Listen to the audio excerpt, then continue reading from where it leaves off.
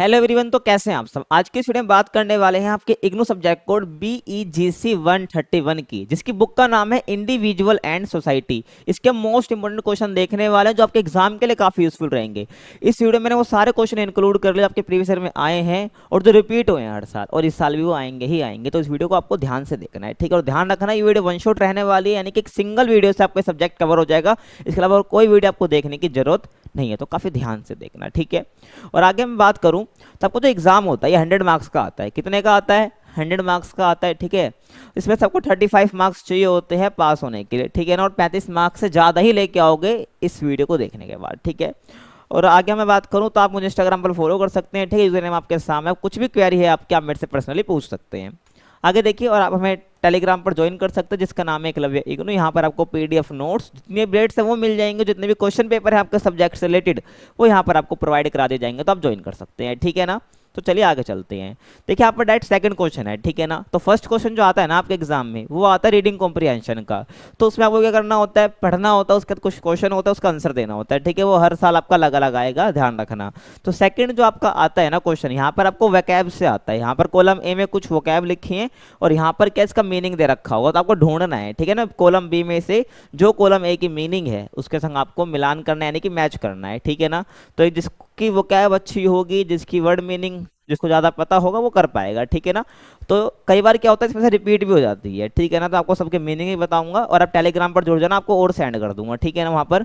तो देखो जैसे कि मैं बात करूँ, पहला वर्ड दे रखा अलायंस शेर, तो इसका मतलब क्या हो सकता है यहाँ पर ढूंढो। तो इसमें से क्या हो जाएगा, देखो जो पहला है ना अलायंस शेयर, तो इसका मतलब हो जाएगा लार्ज पोर्शन ऑफ समथिंग, ठीक है ना। तो पहले का क्या हो गया हमारा, ये हो गया, समझ आया। तो ऐसे आपको मिलाना है, ठीक है। जैसे कि अब हाइक की बात करूं तो हाइक का मतलब क्या होता है, तो हाइक का मतलब होता है ये, ठीक है ना। Along walk usually in the country side, ठीक है ना। तो ऐसे आपको पता होना चाहिए। और ऐसे अगर आपको 3 से 4 भी पता है तो पहले उसको करने के बाद जो बचे तो वहाँ पर आप तुक्का भी मार सकते हो, ठीक है ना। वैसे तुक्का मारने से आपको गलती होता है, हमेशा आपको पता होना चाहिए, ठीक है ना। इसके लिए आपकी जो वोकैब वो अच्छी होनी चाहिए। तो वहाँ पर आपके जितने भी एग्जाम में आ रखे वोकैब, ठीक है, यहाँ पर कितनी है, 10 है। तो आप जितने भी एग्जाम अभी तक हुए हैं तो उसकी वोकैब पढ़ लोगे तो आपका काफ़ी इजीली आप कर पाओगे, ठीक है। इस क्वेश्चन को तो मैं भेज दूंगा टेलीग्राम पे। तो यहाँ पर मैंने आपके लिए आंसर लिख दिया है, तो आप पढ़ सकता हूँ, आपको बता भी देता हूँ, ठीक है। देखो जैसे कि पहले का क्या था अलायंस शेयर, तो इसका मीनिंग क्या होता है, a large portion of something, ठीक है। और सेकंड हमारा क्या है, हाइक। हाइक का मतलब क्या होता है, ये गलत दे रखा है, ठीक है ना। तो यहाँ पर मैंने बताया था ना अलोंग वॉक, वो होगा यहाँ पर, है ना, along walk in country side, ठीक है। ये मैंने आपको बताया था, ठीक है, ध्यान रखना। उसके बाद एकस्टिकली का मतलब क्या होता है, referring sound, referring to sound, यानी कि जो साउंड से रिलेटेड कुछ वर्ड है उसका मतलब होता है एकस्टिकली, ठीक है ना, ध्यान रखना। उसके बाद एटोनमेंट, एटोनमेंट का मतलब क्या होता है, making amends for a wrong action. आपने कोई रॉन्ग एक्शन ले लिया उसके लिए क्या प्रायश्चित करना, ठीक है, अमेंड्स करना। तो making amends for a wrong action, तो उसका मतलब क्या होता है, एटोनमेंट, ठीक है ना। आगे मैं बात करूं रिक्यूपरेटिव, इसका मतलब होता है helping you regain health after illness, यानी कि रिक्यूपरेटिव का मतलब क्या होता है कि इलनेस के बाद जो हेल्थ है आपकी उसको रीगेन करना, ठीक है ना, ध्यान रखना। उसके बाद कॉन्टेजियस, इसका मतलब क्या होता है spreading from 1 person to another, कुछ भी चीज को एक पर्सन से दूसरे पर्सन पर स्प्रेड करना, ठीक है ना। तो उसका मतलब क्या होता है, कंटेजियस का मतलब होता है, ठीक है, ध्यान रखना। उसके बाद डेमोग्राफिक, जो डेमोग्राफिक वर्ड है ना पॉपुलेशन से जुड़ा हुआ है, ठीक है। कहीं भी आपको पॉपुलेशन वर्ड दिख जाए और डेमोग्राफिक भी दे रखा हो तो आप आंख बंद करके मिला सकते हो, ठीक है ना। तो डेमोग्राफिक का मतलब होता है pertaining to the study of population, या मैं सिंपल से कहूँ तो स्टडी ऑफ जो पॉपुलेशन है ना उसको हम क्या बोलते हैं, डेमोग्राफिक बोलते हैं, ठीक है, ध्यान रखना। उसके बाद प्रोलिफरेट, तो प्रोलिफरेट का मतलब होता है इंक्रीज रैपिडली इन नंबर, कोई भी चीज़ है इंक्रीज हो रही है ना इन टर्म्स ऑफ नंबर्स, तो उसको हम क्या बोलते हैं, प्रोलिफरेट बोलते हैं, ठीक है ना। हाइक का क्या था, along walk in country side, ठीक है ना। तो हाइक का ही हो जाएगा, ये नहीं होगा, ठीक है ना, हाइक का ध्यान रखना। तो प्रोलिफरेट का होगा इंक्रीज रैपिडली इन नंबर, समझ आ गया। उसके बाद टेडियस, टेडियस का मतलब होता है बोरिंग और टायरिंग, यानी कि बहुत जिसको करने में मजा नहीं आता वो बोरिंग होता है, ठीक है।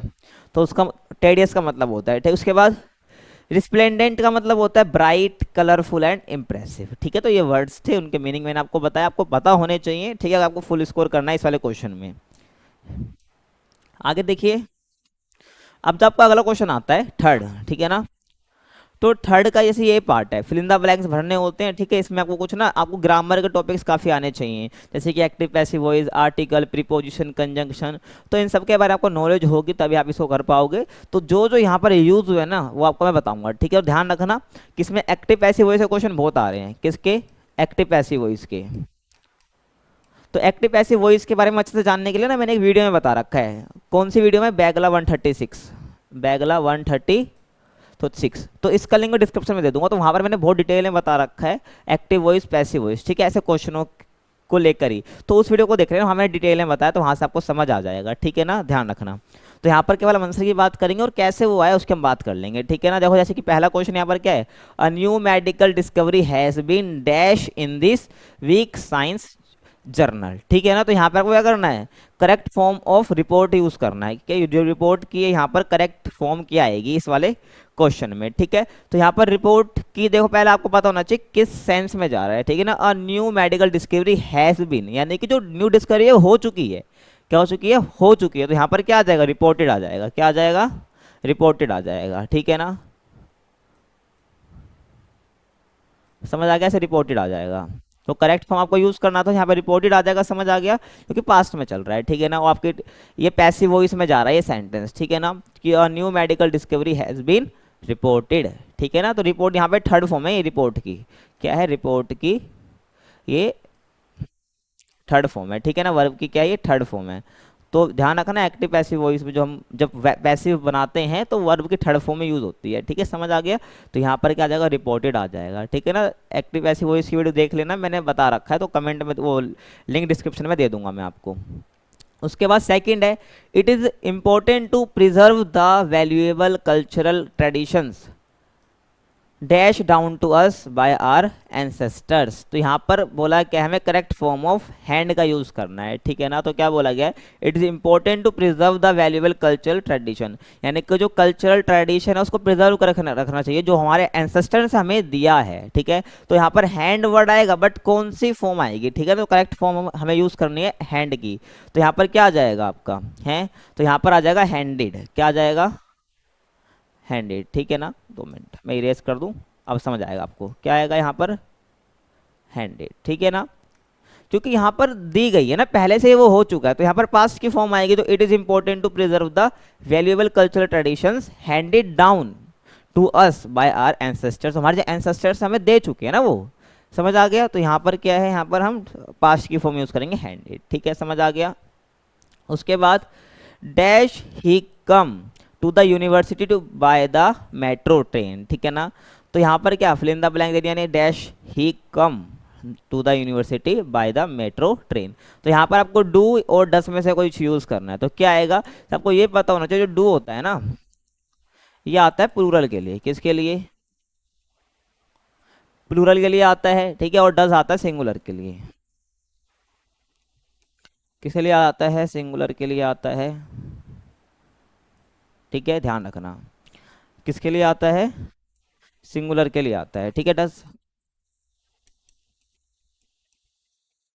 सिंगुलर के लिए आता है। तो यहाँ पर देखो डैश ही कम, तो यहाँ पर जो ही दे रखा है ना ये हमारा सिंगुलर है, ठीक है। तो ही के साथ क्या आएगा? डज आएगा। तो डू और डज में से क्या आ जाएगा? यहाँ पर डज आ जाएगा, ठीक है। और यहाँ पर क्वेश्चन पूछा जा रहा है कि does he come to the university by the metro train.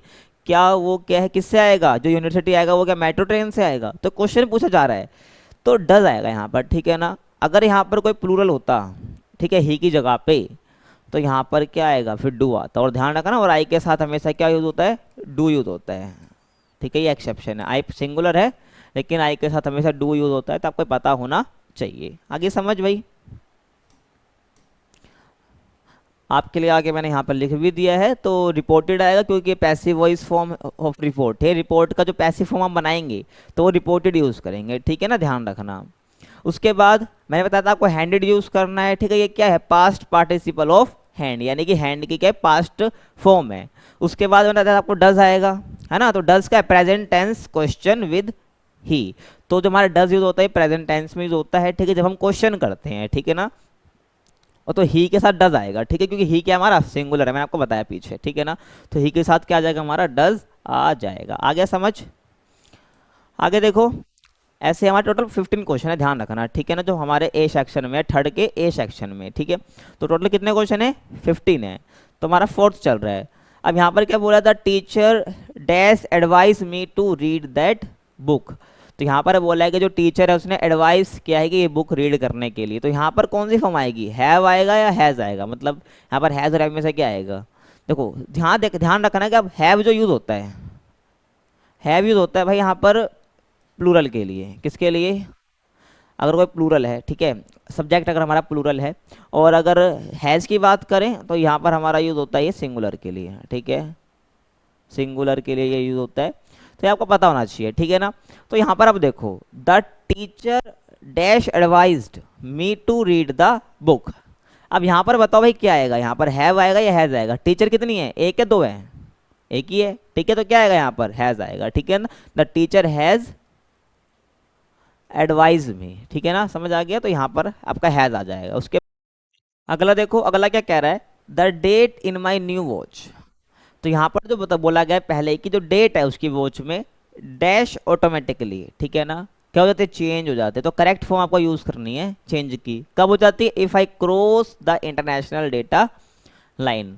तो जब वो क्या इंटरनेशनल डेटा लाइन को क्रॉस करता है तो उसकी जो डेट है वो ऑटोमेटिकली चेंज हो जाती है उसकी वॉच में। तो यहाँ पे चेंज की जगह क्या आएगा आपको ये बताना है, ठीक है ना। पहली बात तो प्रेजेंट टेंस में है, ठीक है, और उसमें भी क्या है, इंडेफिनेट में है, ठीक है, क्योंकि यहाँ पर ये हैबिट्स ही बता रहा है कि भाई जब हम जाते हैं, ठीक है, इससे क्रॉस करता हूँ तो क्या मेरी जो डेट है वो वॉच की वो ऑटोमेटिकली चेंज हो जाती है, ठीक है।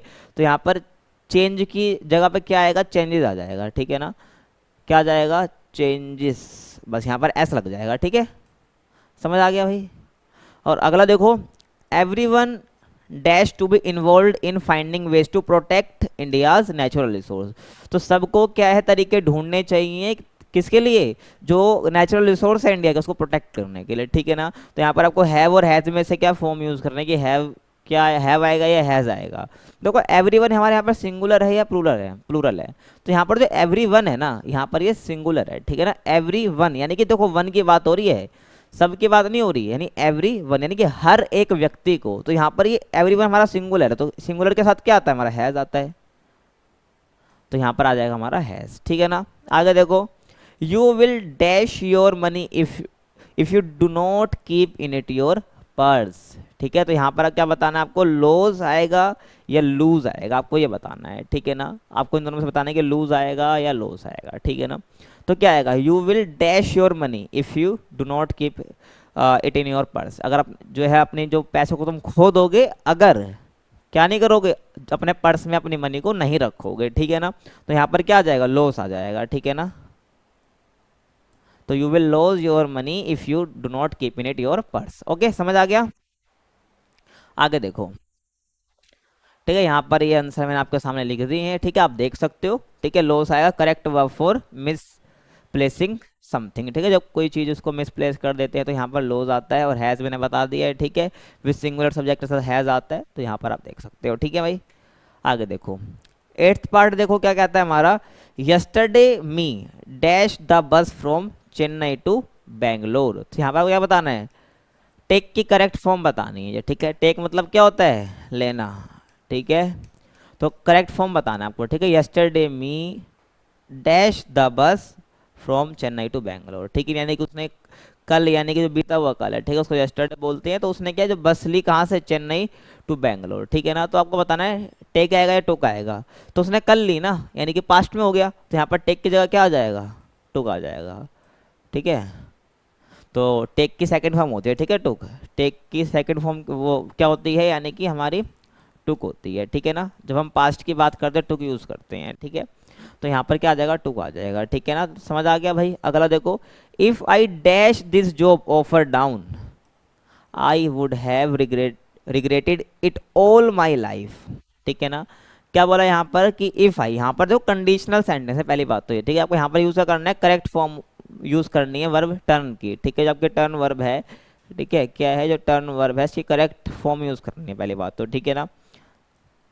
तो यहाँ पर क्या बोला, if I dash this job offer down, अगर मैं इस जो ऑफर है ये जॉब का, अगर मैं इसको जाने देता हूँ, ठीक है, तो क्या होगा, मैं रिग्रेट करूँगा, ठीक है ना, अपनी पूरी लाइफ में, इट ऑल माई लाइफ। तो यहाँ पर क्या आएगा, ठीक है, तो यहाँ पर पता है क्या आएगा, यहाँ पर आएगा हमारा हैड टर्न्ड, क्या आएगा, हैड टर्न्ड, ठीक है ना। ये हमारा यहाँ पर एक यूज हो रहा है थर्ड कंडीशनल सेंटेंस, कौन सा, थर्ड कंडीशनल सेंटेंस, ठीक है ना, कौन सा यूज हो रहा है, थर्ड कंडीशनल सेंटेंस, ठीक है, समझ आ गया। तो अब ये थर्ड कंडीशनल सेंटेंस क्या है, इसका स्ट्रक्चर क्या होता है, इसकी बात कर लेता हूँ, ठीक है, ये मैंने किसी वीडियो में नहीं बताया है। तो if I had turn this job offer down I would have regretted it all my life, ठीक है। तो यहाँ पर क्या आ जाएगा, हैड टर्न आ जाएगा, और कब आप यूज करोगे हैड टर्न का, अभी आप ये भी आपको मैं बता देता हूँ, ठीक है। तो देखो यहाँ पर आप देख सकते हो, ठीक है, टू का आएगा, यहाँ पर मैंने बता दिया, उसके बाद हैड टर्न कैसे आ रहा है, ठीक है। तो ये क्या है, थर्ड कंडीशनल फॉर्म है, ठीक है। तो इसलिए यहाँ पर हमने हैड टर्न यूज़ करा, जो सेंटेंस हमें यहाँ पे दे रखा है, ठीक है, तो यहाँ पर हमने इसलिए यूज़ करा है, ठीक है, हैड टर्न। देखो थर्ड कंडीशनल सेंटेंस होते कौन से हैं, ठीक है, पहले हम इसकी बात करते हैं। देखो this sentence is an example of a third conditional, ठीक है ना, जो हमने सेंटेंस की बात करी वो क्या है, एग्जाम्पल है थर्ड कंडीशनल सेंटेंस का। अब होता है क्या है, third conditional sentence describe hypothetical और unreal situation in the past that did not happen, ठीक है ना, जो कि क्या है, यहाँ पर एक अनरियल सिचुएशन की बात करते हैं, जो कि क्या है, वो पास्ट में, जो कि क्या कभी हुई नहीं है, ठीक है ना, unreal situation in the past that did not happen, समझ आ रहा है, कि जो हुई नहीं है उसकी हम बात कर रहे हैं पास्ट की, ठीक है ना। और this sentences often express regret, missed opportunities और अनरियलाइज्ड पॉसिबिलिटीज, ठीक है ना, समझ आ रहा है। तो यहाँ पर रिग्रेट की बात होती है, मिस्ड की बात हो रही है, अपॉर्चुनिटीज जो कि तुम क्या रिग्रेट मतलब खो चुके हो, ठीक है ना, तो इसकी यहाँ पर बात की जाती है। अब पीछे सेंटेंस में देखो आप, ठीक है, if I had turn this job offer down, अगर मैं इसको जाने देता हूँ, ठीक है ना, ऑफ जो ये जॉब है, ठीक है, क्या होगा कि रिग्रेट होगा मुझे, अरे अभी उसने छोड़ी थोड़ी है, मतलब उसने इस जॉब को जाने थोड़ी दी है, अभी हुआ थोड़ी ये अनरियल है, क्या है ये अनरियल है,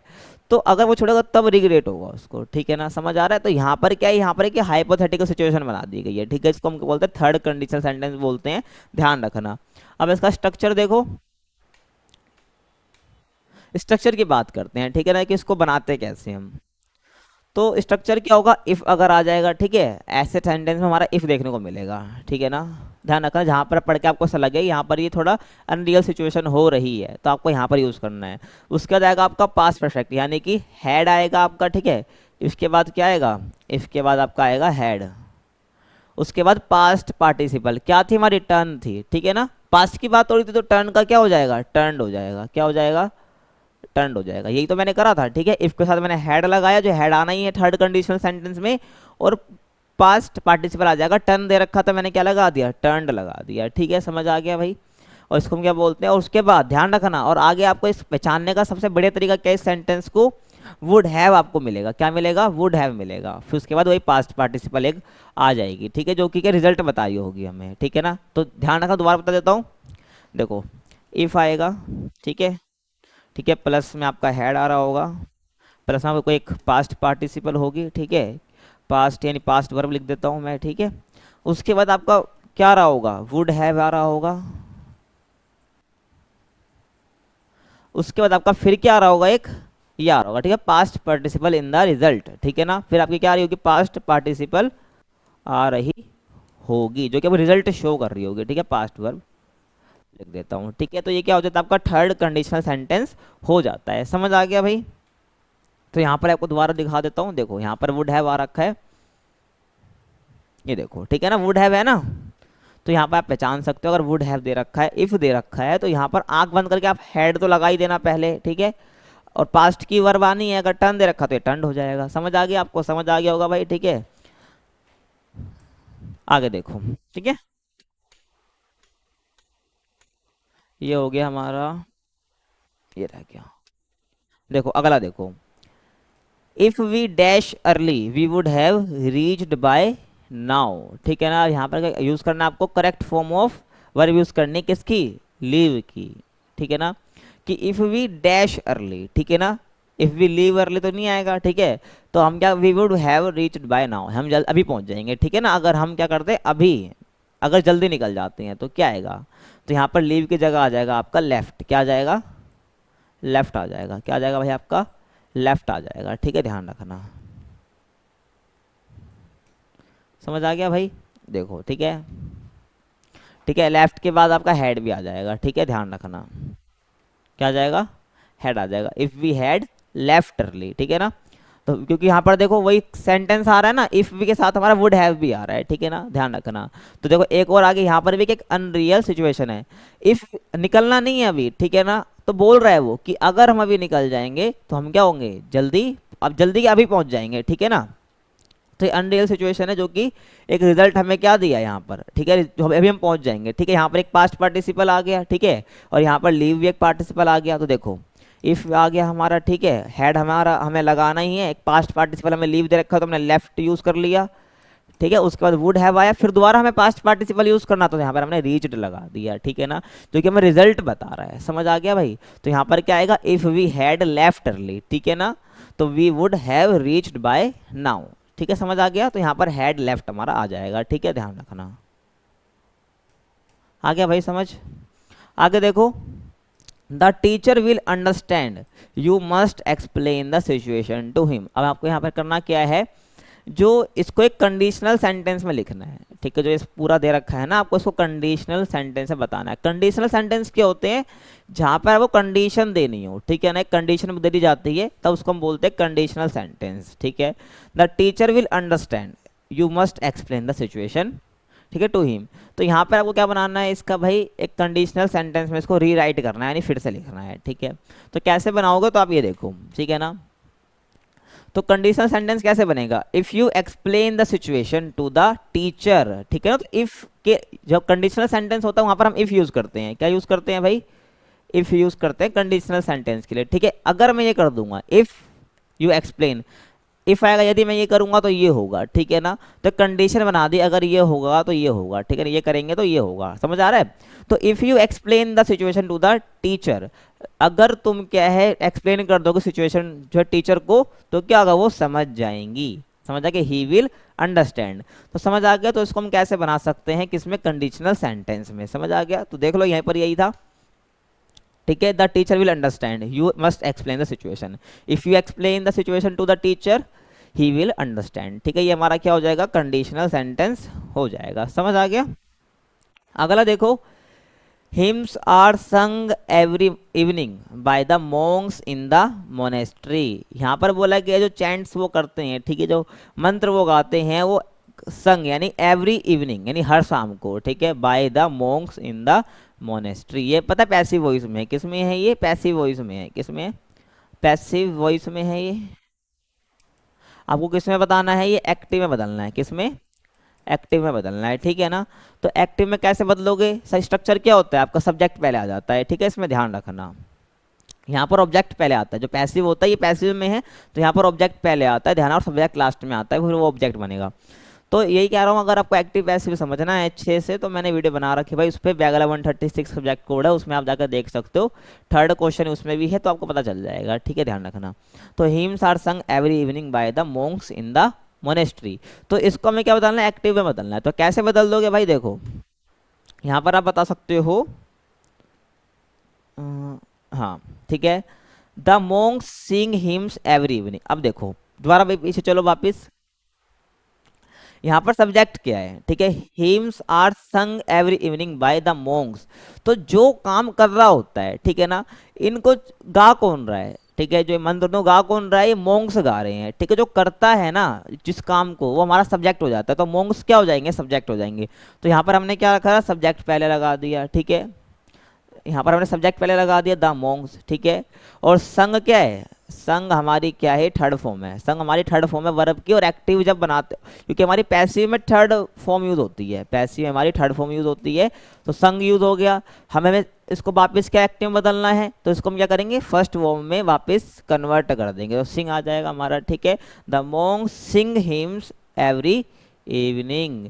तो ये हमारे क्या हो गया, पूरा ऑब्जेक्ट हो गया, जिसको हमने वहां पर क्या बना दिया था, सब्जेक्ट बना दिया था। क्योंकि जब पैसिव बनाते हैं, जो हमारा सब्जेक्ट होता है वो हमारा क्या बन जाता है, ऑब्जेक्ट बन जाता है, ठीक है, ध्यान रखना। जब हम एक्टिव से पैसिव में जाते हैं, जो हमारा सब्जेक्ट होता है वो ऑब्जेक्ट बन जाता है, ठीक है। क्योंकि यहाँ पर जो मोंग्स थे वो सब्जेक्ट है ना, वो पैसिव में लिखा हुआ, यानी कि वहाँ पर जो मोंग्स है वो ऑब्जेक्ट बन गया, आया समझ।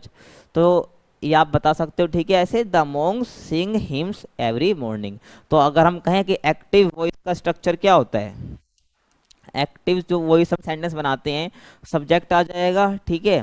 सब्जेक्ट के बाद आपके क्या आ जाएगा, वर्ब आ जाएगी, और आपका ऑब्जेक्ट आ जाएगा, ठीक है। समझ आ गया। तो हमारा नॉर्मल जो स्ट्रक्चर होता है सेंटेंस का, ये इसी में हो जाएगा, ठीक है। समझ आ गया। 13th पार्ट क्या कह रहा है, देखो। The greatest artist of the 19th century had painted this portrait, ठीक है ना। तो यहाँ पर हमें क्या करना है, इसको पैसिव वॉइस में चेंज करना है, ठीक है। ये एक्टिव में है, इसको पैसिव में बदलना है, तो कैसे बदलोगे, ठीक है ना। तो यहाँ पर सबसे पहले आपको क्या ऑब्जेक्ट का पता होना चाहिए, सब्जेक्ट का पता होना चाहिए। तो यहाँ पर देखो, जो ग्रेटेस्ट आर्टिस्ट है हमारा सब्जेक्ट हो जाएगा, तो ये क्या बन जाएगा, ये जो आर्टिस्ट वाला है ये हमारा क्या बन जाएगा, सब्जेक्ट। तो यहाँ पर क्या बनेगा, ये ऑब्जेक्ट बनेगा जब पैसिव बना रहे हैं। और दिस पोर्ट्रेट, ये क्या हमारा यहाँ पर ऑब्जेक्ट है, क्या है, तो ये क्या बन जाएगा, हमारा सब्जेक्ट बन जाएगा, ठीक है ना। और पैसिव में क्या होता है, जो पैसिव होती है हमारा, वहाँ पर जो ऑब्जेक्ट है वो सब्जेक्ट बनता है, तो ऑब्जेक्ट पहले आता है, ठीक है ना। तो पैसिव में ऑब्जेक्ट पहले आता है, तो दिस पोर्ट्रेट वहाँ पर आएगा, ठीक है ना। जब पैसिव बनाएंगे तो क्या आएगा, दिस पोर्ट्रेट पहले आएगा, ठीक है ना। देखो, तो दिस पोर्ट्रेट वॉज पेंटेड, ठीक है ना। तो एक हमारी वर्ब भी आ जाएगी, हेल्पिंग ऑफ क्या आएगी, वॉज आएगी, ठीक है ना। तो was painted by the greatest artist, ठीक है। और जब हम क्या करते हैं, जब हमें क्या है, जो डूअर है, ठीक है ना, उसको दिखाना होता है तो हम बाय यूज करते हैं, बाय प्रीपोजिशन का यूज करते हैं, ठीक है। तो this portrait was painted by the greatest artist, ठीक है ना। तो ग्रेटेस्ट आर्टिस्ट वहाँ पर क्या था, सब्जेक्ट था, यहाँ पर क्या बन गया, ये ऑब्जेक्ट बन गया, ठीक है ना। तो ये पोर्ट्रेट जो थी, ये पोर्ट्रेट जो थी उसको किसने पेंट किया था, वो ग्रेटेस्ट आर्टिस्ट ने क्या करा था, पेंट किया था। समझ आ गया भाई। तो ये ऐसे हम क्या बना सकते हैं, इसके पैसिव बना सकते हैं, ठीक है। आगे देखो, अगला क्या बोला गया है, dash Rhine is the longest river in Germany. तो यहाँ पे आपको करेक्ट आर्टिकल यूज करना है। और ध्यान रखना, जब हम रिवर की बात करते हैं तो वहाँ पर दा ही आता है, ठीक है ना। क्या आता है, दा आता है, ठीक है। जब हम आर्टिकल की बात करते हैं, आर्टिकल हमारे क्या होते हैं, ए एन दा होते हैं, ठीक है। क्या होते हैं भाई, ए एन दा हमारे आर्टिकल्स होते हैं, ठीक है, ए एन और दा, ठीक है। तो यहाँ पर रिवर की बात हो रही है, तो रिवर जब भी बात हो रही थी तो वहाँ पर हम दा यूज़ करेंगे भाई। समझ आ गया। तो ये हो गया।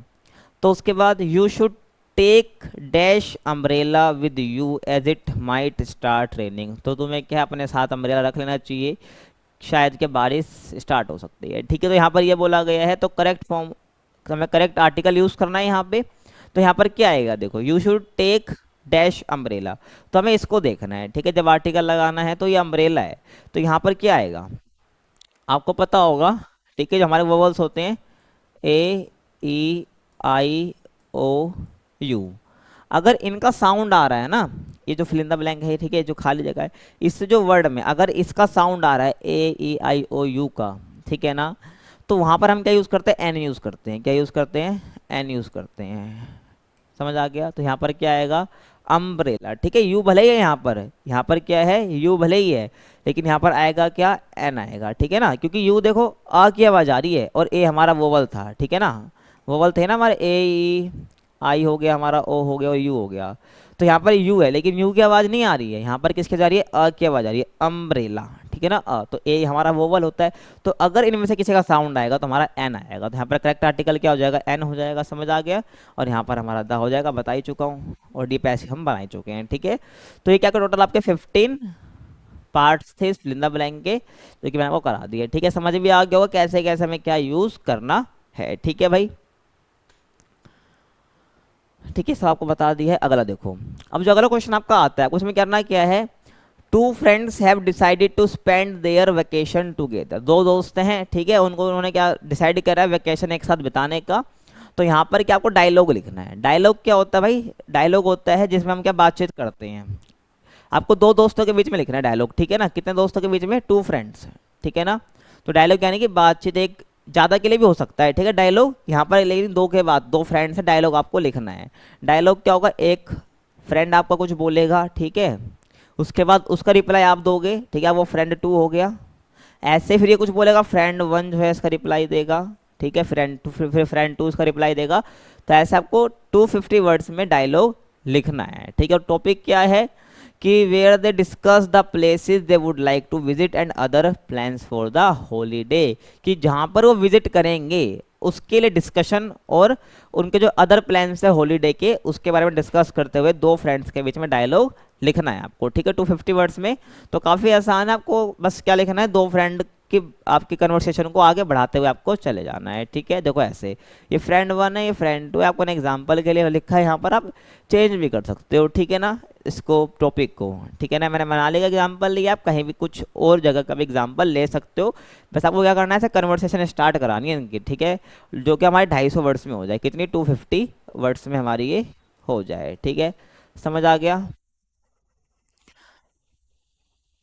देखो फ्रेंड वन क्या कहता है भाई, where should we go for our vacation this time, ठीक है ना, कि हमें क्या, हमें कब जाना चाहिए for our vacation this time, ठीक है ना। तो यहाँ पे फ्रेंड टू के बोलता है I was thinking of visiting Manali, ठीक है ना। तो हमें कहाँ जाना चाहिए, where should we go for our vacation this time, हमें इस टाइम पर कहाँ जाना चाहिए वेकेशन पर। तो फ्रेंड टू का बोलता है मैं सोच रहा हूँ कि हमें कहाँ जाना चाहिए, मनाली विजिट करना चाहिए, ठीक है। और it is perfect for adventure activity, और ये क्या बहुत परफेक्ट रहेगा हमारी जो एडवेंचर एक्टिविटीज है उसके लिए। तो आपको करना क्या है, बस अपने को वर्ड्स को बढ़ाना है, ठीक है ना, आपको ना बातों को बढ़ाते ही चलना है, ठीक है, जब भी आपके 250 वर्ड्स होंगे, ठीक है ना। समझ आ गया। तो यहाँ पर मनाली बोला और यहाँ पर इसने एक वर्ड ऐड करते हैं, it is perfect for adventure activity. अब फ्रेंड वन इसका रिप्लाई देगा, ठीक है, ऐसे हमारा डायलॉग होता है, ऐसे आपको भी लिखना अपने एग्जाम में, ठीक है ना।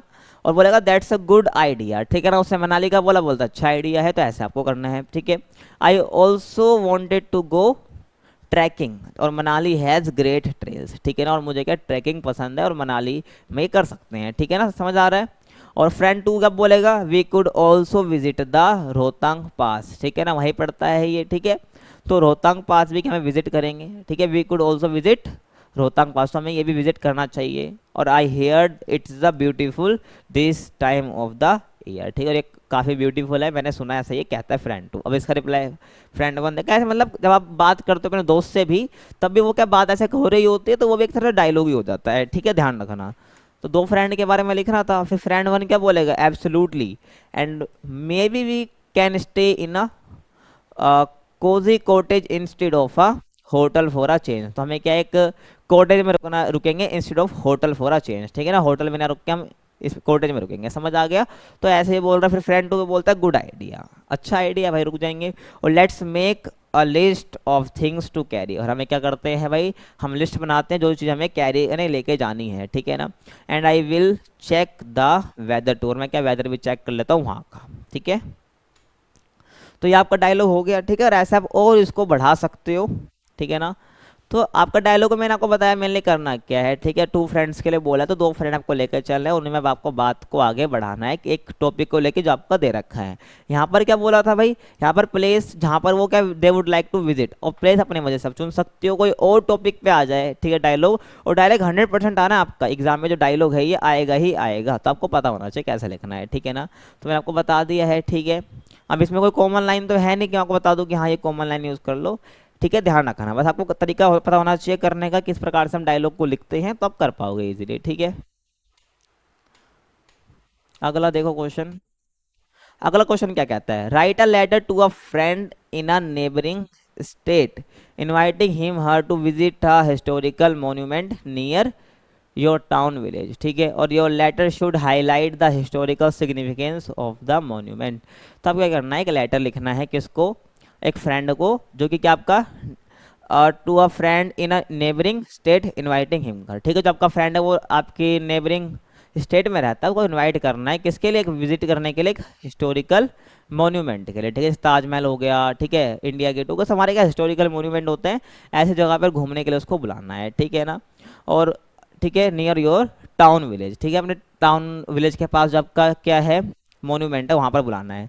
और ठीक है, your letter should highlight the historical significance of the monument, और जिस मोन्यूमेंट की आप बात करोगे तो वहाँ पर क्या उसकी जो हिस्टोरिकल सिग्निफिकेंस है, उसका इतिहास से क्या ताल्लुक है, वो भी आपको इसमें डिस्कस करते हुए चलना है। तो यहाँ पर क्या देखो कुछ भी आ सकता है, मोस्ट ऑफ द मैंने देखा ना, जब मैंने एनालाइज कर आपके कि किस प्रकार से लेटर आपके आ रहे हैं, तो वो ऐसे ही आ रहा है कि भाई मोन्यूमेंट के बारे में बताओ, तो मैंने यहाँ पर आपके लिए कॉमन लाइन लिख दी है, ठीक है, कि अगर आपको कोई मोन्यूमेंट के बारे में लेटर आता है कि इसमें आपको ये सब बताना हो तो वहाँ पर आप कौन कौन सी कॉमन लाइन का यूज़ कर सकते हैं, ठीक है ना। तो यहाँ पर हम इसी को अप्लाई भी कर देंगे, ठीक है। तो देखो स्टार्ट कैसे करोगे, ये फॉर्मेट होता है। पहले आपको अपना नाम लिखना है, ठीक है, अपना एड्रेस लिखना है, वही एड्रेस आपका city state pin code date डी सब आ जाएगा। उसके बाद आपको डेट लिखनी है, उसके बाद डियर, उसके बाद फ्रेंड का नाम, ठीक है। मान लो कि आप कोई दोस्त है नितिन नाम का, तो डियर नितिन कर दोगे। आशीष नाम का दोस्त है तो डियर आशीष कर दोगे। एक्स वाई जेड जो भी नाम है तो डियर फ्रेंड नेम आ जाएगा, ठीक है, समझ आ गया। तो स्टार्ट आप ऐसे करोगे, ठीक है। उसके बाद यहाँ से आपकी स्टार्टिंग होगी, ठीक है ना। I hope you are doing well, ये कॉमन लाइन है सारे, ठीक है ना। I am writing to invite you to visit the name of the historical monument, ठीक है ना। तो आप क्या कर रहे हो, बोला कि I hope you are doing well, कि आप अच्छा कर रहे होगे। और ये जो लिख रहा हूँ ना मैं, आपको इनवाइट करने के लिए लिख रहा हूँ, कहाँ पर विजिट करने के लिए, अब उस मोन्यूमेंट का नाम लिख देना। तो ये कॉमन हो गया ऊपर तक का, यहाँ पर आपको मोन्यूमेंट का नाम लिख देना है, जहाँ भी आप अपने हिसाब से लिख सकते हो, ठीक है ना। जैसे कि यहाँ पर हम कुछ भी लिख सकते हैं, ताजमहल लिख सकते हैं, ठीक है। तो यहाँ पर आप ताजमहल डाल दो, फिर ताजमहल के बारे में आपको आगे बताना पड़ेगा, ठीक है। नियर माई टाउन विलेज, ठीक है ना, जो कि क्या मेरे टाउन के पास है। और it's hold great historical importance it's it represents, ठीक है ना। और बोला कि यहाँ पर जो है इसकी ग्रेट क्या हिस्टोरिकल इंपॉर्टेंस है, समझ आ गया। और यहाँ पर क्या आपको मेंशन कर देनी है उसकी हिस्टोरिकल सिग्निफिकेंस, मतलब जो कैसे हिस्ट्री से जुड़ा हुआ है, ठीक है। उसके हिस्टोरिकल सिग्निफिकेंस के बारे में बता देना है, मतलब कि इंडियाज स्ट्रगल फॉर फ्रीडम और ये सभी बता देना है। और मुगल आर्किटेक्चर के बारे में बता देना है, जो भी आप बता सकते हो उस मोन्यूमेंट के बारे में, अगर वो मुगल से जुड़ा हुआ है, ठीक है, उसमें क्या स्ट्रगल रहा, तो ये सब बता सकते हो आप यहाँ पर, ठीक है ना। तो ये आपकी कॉमन हो जाएगी, यहाँ पर आपको वर्ड ऐड करने पड़ेंगे खुद से। तो जो लेटर आपके में आ रखा है ना, तो यहाँ पर आप यूज़ कर सकते हो, ठीक है, खुद से। अब यहाँ पर मैं कुछ भी ताजमहल लिख सकता था, इंडिया गेट लिख सकता था, कुछ भी, तो उसकी मुझे सिग्निफिकेंस वगैरह बतानी पड़ती है। तो सबके लिए अलग अलग है, तो आप खुद ट्राई करना है इसको लिख के, ठीक है, इसी फॉर्मेट को यूज़ करके। उसके बाद this monument is a popular tourist attraction known for its, ठीक है। यहाँ पर क्या करना है, मेंशन स्पेशल फीचर्स, यहाँ पर जो उसके स्पेशल फीचर्स हैं, ठीक है, उसके ब्यूटीफुल आर्किटेक्चर हैं, गार्डन्स हैं, जो आपको उसके बारे में बताना है, ठीक है ना। और ये क्या है, ये अट्रैक्शन है, किसके लिए, टूरिस्ट के लिए, ठीक है ना। यानी this monument is a popular tourist attraction, क्या ये टूरिस्ट अट्रैक्शन भी है, ठीक है। नोन फॉर इट्स मतलब कि किसके लिए अट्रैक्शन है, मतलब popular attraction, popular tourist attraction क्यों है, क्योंकि यहाँ पर ये सब है, ठीक है। तो ये सब आपको ऐसे बता देना है, ठीक है भाई। और आगे मैं बात करूँ, a visit to this place will not only be informative but also enjoyable, ठीक है ना। ये नहीं कि बस यहाँ पर विजिट कर रहे तो ये केवल इन्फॉर्मेटिव है, नहीं, ये इंजॉयबल भी, काफ़ी मज़ा भी हमें आएगा, ठीक है। और आगे देखो, I believe you will love exploring it, ठीक है ना। कहता है कि आई बिलीव मतलब मैं विश्वास करता हूँ कि यू विल लव एक्सप्लोरिंग, मतलब कि तुम्हें पसंद आएगा, ठीक है, जब तुम एक्सप्लोर करोगे।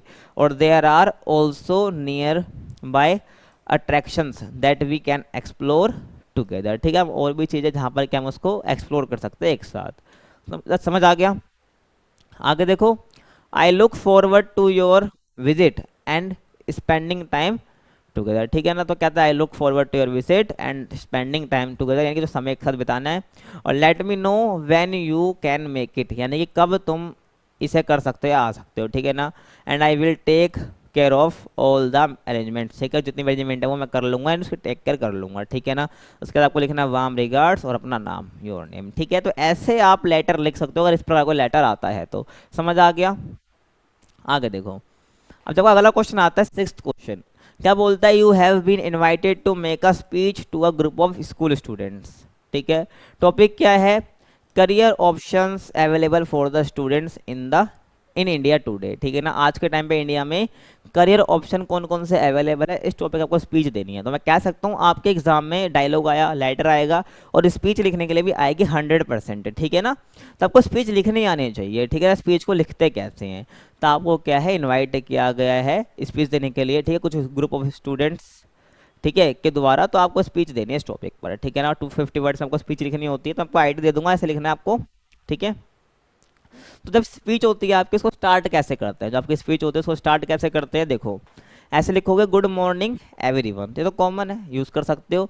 और ये लाइन भी ऐसे यूज़ करनी है आपको, today I want to talk about, ठीक है ना, आप किस बारे में बात करने जा रहे हो, ठीक है ना।